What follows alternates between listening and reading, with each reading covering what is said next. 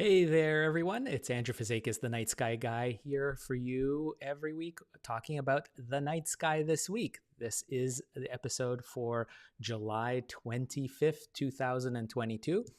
I hope you're doing well wherever you are around the world. Thanks so much for taking a few moments out of your day to join me here, whether you're watching on YouTube, Twitch, Twitter, or Facebook. It's great to see you guys here. I've got the comments open. Love seeing you pop in here from wherever you're watching.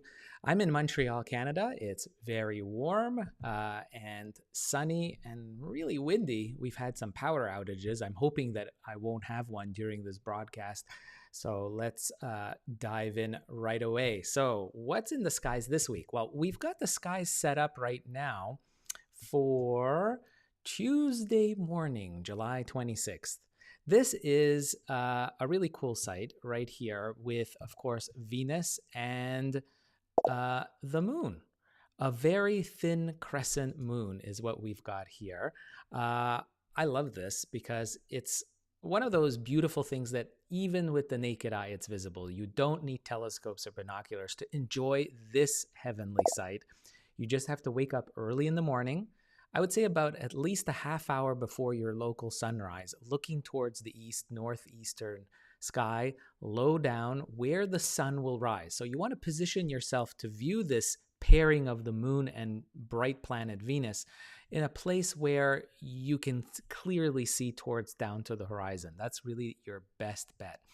And it's just gorgeous because here, if I can zoom in, you'll see that crescent moon.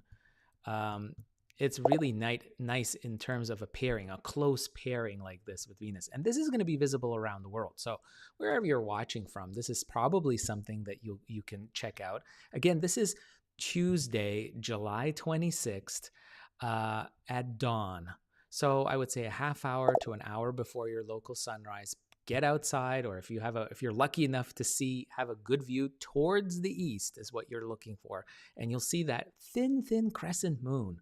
Here I'll zoom up and you can see how thinly it's lit. It's whisker thin, and then next to it will be this brilliant diamond-like star, steady star, which of course is Jupiter. Now, if you have a telescope, of course, the sight of Venus is going to be surprising if you haven't seen it before. It'll look like a gibbous moon. So it's going to be like almost a full circle, but not quite in terms of its disk as it appears. And this is a view through a backyard telescope under high magnification. This is something that you can see. So it's really something beautiful, and maybe it's really hot where you are, and early mornings might be the coolest time of the day. And so doing some sky watching in the early morning, if there's a heat wave around, maybe that's the best time. And so there is something to see, something really, really amazing. And if we zoom out and you see the real, truly wide angle view in the early morning sky, look at that. Now, if you've been following me over the past few months, you know I've been talking about this planetary lineup. This was a big deal back in June when they were all huddled together much closer. But now those planets have kind of spread out. These are neighboring worlds to the Earth in the solar system, have spread out across from the east to the southwestern skies in, again, early morning before sunrise. So you've got the moon and Venus off to the east, and then in the southeast you have a much fainter orange colored Mars, and then above the southern sky here you can see Jupiter, which will be brighter, much brighter than Mars, but not quite as bright as Venus. And then off to the southwest, low down, is Saturn, the ringed planet. And so it's a really great time, to bring out your telescope early in the morning to see these sights. It might be very comfortable in terms of the weather, this heat that we've been experiencing around the world. I see Trina here talking about being in Portugal, saying it's very hot, 40 degrees, definitely. So I hear you, Trina. That is exactly why maybe in terms of going outside in slightly more comfortable temperatures, early morning might be the way to go. So check that out this week. So that's Tuesday. By Wednesday, the moon will start moving off, becoming much more difficult to see. If I just move this in half hour, a little bit more, you'll see it'll be very close to the horizon, the moon, and very tricky to see. But it's fun if you've got a clear view towards the northeast, maybe perhaps trying to see that ever so thin, almost a new moon right there. So the moon is heading to become on the new phase, meaning it isn't visible in our skies. And why this is going to be really important for us, why I want to talk about this, is because we've got a beautiful meteor shower that's going to be gracing our skies around the world this coming week. So we're talking in the second half of the week, from the 28th of July to the 30th of July, is the peak of the southern Delta Aquariids. So this is the next thing I wanted to talk about. I'm going to switch to evening skies. Give me a second here. Sunset. So we're going to go into sunset, and I'm going to show you where they appear from. And seeing these meteor showers are really easy to do. It's no problem whatsoever. And you just need dark, clear skies. And one of the big factors in terms of seeing a meteor shower is generally the fact that the moon is in the way at some point. And we're so lucky because with the Delta Aquariids, we're not going to have that moon interfering. So we'll have optimally dark skies for the Delta Aquariid meteor shower. Now, the Delta Aquariids appear to originate out from this is, sorry, not the right one. Aquariids, hold on. There we go. That's the one. So the best time to see it, looking towards the southeast, you'll know you're looking in the right area when you see yellow-colored Saturn and Jupiter to the left of Saturn. These two bright star-like planets act as a great guidepost in knowing the radiant of the meteor shower. So let me talk very quickly about this radiant that you can see here. If you look closely on this animation, what you'll notice right off the bat is that there's these streaks or shooting stars radiating out from one particular spot in the sky. Now, in the case of the southern Delta Aquariids, they appear to be radiating it out from the constellation Aquarius. You can see that's the water bearer constellation. It's a very ancient zodiacal constellation, one of 12 zodiacal constellations. And that is also one of the constellations where the planetary pathway cuts across this constellation. Right next to it, You can see off to the right is Capricornus right there. Pisces is where Jupiter is, and Capricornus is where Saturn is located. But between these two planets is the radiant of this shower. Very easy to see. And this best view is around your local midnight time, maybe perhaps after local midnight into the early morning hours. But it doesn't mean that's when you have to start looking for the meteors falling. You can see that as soon as darkness falls, anytime this week. The peak is the 28th, Thursday, Friday, Saturday, Sunday are the peak nights really for the Delta Aquariids, the southern Delta Aquariids to be specific in terms of the name.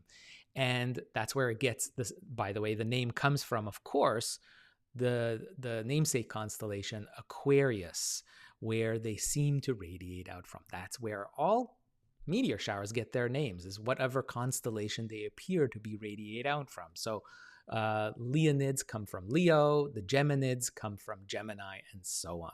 So in this case, these are the southern Delta Aquariids. Expect anywhere from 10 to 20, 25 at most shooting stars per hour, depending on your local sky conditions. So if you have a dark sky, you may be able to see the upper limits, maybe 20 shooting stars per hour. If you live in suburban conditions in the city limits, or you have a lot of haze, light pollution, those numbers will be more modest, maybe 5 to 15 shooting stars per hour. But this is a great shower because it lasts actually well over a week, and it bleeds into our favorite meteor shower, which is the Perseids. The Perseid meteor shower peaks on August 12th and 13th. But unfortunately, we'll have a moon to contend with when it comes to the Perseids. And so really the southern Delta Aquariids right now are greatly positioned, but they'll get in the mix with the Perseids as well. So over the course of the next week and 2 or 3 weeks, you're going to see lots of shooting stars. So I would recommend highly getting outside as soon as darkness falls, and you can count some shooting stars. The best show will be on Thursdays, Friday, and Saturday nights after local midnight, looking towards the southeast, again, looking for that pairing of Jupiter and Saturn in the east-southeastern of sky. You'll see them climbing up after midnight. You'll see these two planets very clearly, and the radiant, where the source of all these shooting stars are going to be right in between. So easy to find, guys, very easy to find because we have our two planets pointing the way. It doesn't get any easier than that, I think. So you've got early morning activity, seeing the planets. Try to see tomorrow, Tuesday, Venus and the moon close up. Just a beautiful pairing Tuesday morning. Get up early for that if you can, while it's cool temperatures, perhaps where you are. And then the southern Delta Aquariids are in store for us for the rest of this week, the second half of the week. Do get out to that. It is a fantastic sight. Now, there is one more thing I wanted to share with you guys, and that is a wonderful festival that celebrates the Milky Way. It's called the Milky Way Star Festival, and it's done by my friends at Astronomers Without Borders, which I help out with regularly. And they've got this amazing festival that basically celebrates the universality of the Milky Way visible in our night skies around the world. They'll be sharing cultural stories, artwork, photography, how you can take photographs, live views of the Milky Way from different parts of the world, tours of some of the deep sky treasures within the Milky Way.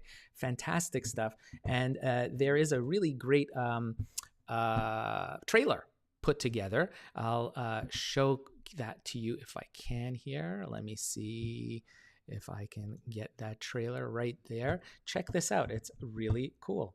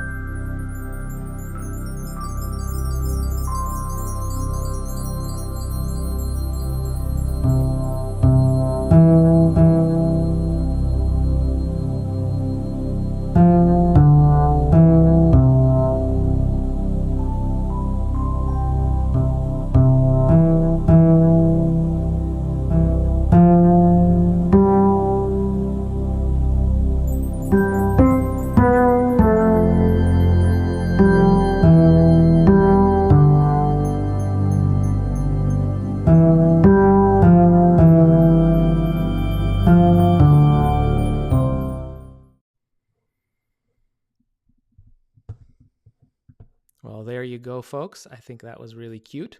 So we so got fat. Brendan, you're not fat. Let me get this off the screen. Ads. I hate ads.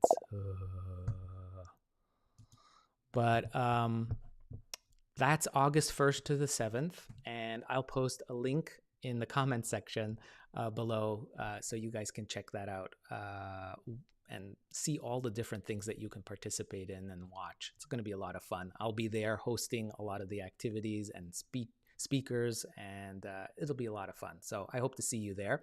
The link will be in the chat section very shortly after the show. Thanks so much for watching. I hope you can stay tuned until next week. And I'll be posting some sky charts on my channels, so stay tuned for that. And if you want to support my channel, please give it a thumbs up, share this video with your friends and family, and please subscribe to my YouTube channel, Facebook, Twitter, to show your support if you want to see more videos like this. And until next week, I hope you stay safe. And of course, I wish all of you, as always, clear skies. Bye-bye.